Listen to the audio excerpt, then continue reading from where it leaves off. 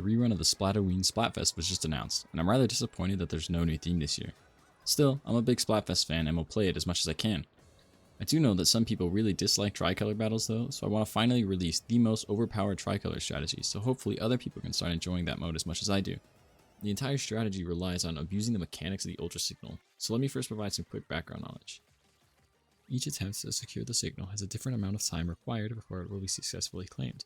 What I mean by that is after a failed attempt to secure the Ultra Signal, the time required holding it before it is secured decreases.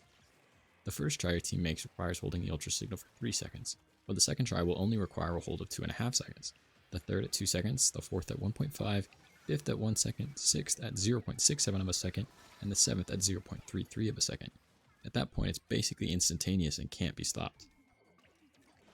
Once the first signal is claimed by either team, the new signal will reset the amount of tries made and thus the time it takes to secure it for everyone. To fully take advantage of this mechanic, running a double brush lineup with a lot of quick respawn and super jump speed, combined with the already quickened respawn time that the attacking team has, allows for total annihilation. So here's how to win. Spend the first 20 seconds thoroughly painting your spawn. At 2 minutes and 40 seconds remaining in the match, the first Ultra Signal spawns. And at the moment the Ultra Signal spawns, put your brush to the ground and full send it with your teammate.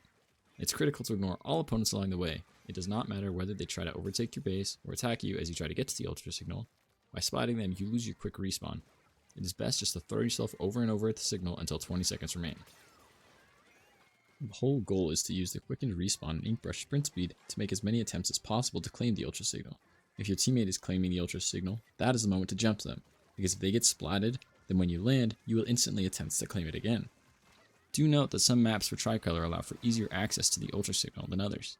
Having to jump atop a block can really slow the strategy down, but it will always be viable. Other maps offer multiple routes to the signal, which can be extremely useful if your opponent is content on ledge camping for the entire 3 minutes. Should both signals be secured before the end of the game, play extremely defensive, repainting your spawn until 20 seconds remain. Then, in the last few moments, split up with your teammate and each paint one side of the defender's 2 bases. It is now okay to spot opponents as your quick respawn is not as necessary as your survival is. With this method, I had over an 80% win rate during the handshake versus fist bump versus hug Splatfest, with more than 60 recorded matches. Your KD may look extremely poor, but with such a high win percentage, it's totally worth it. At the end of my favorite match, my friend and I had combined 1 splat and 23 deaths, but dominated the match with over 50% turf inked. I've seen this strategy work with squid beacons from an octobrush, but it's much easier to counter that way, so I recommend sticking with an ink brush of your choosing. Keep in mind that the overhead turf percentage will look like you are losing throughout the game, but turf battles are only ever decided by the last 30 seconds of the match. So just be patient, snag a friend, an ink brush, some quick respawn gear, and tunnel vision your way to victory.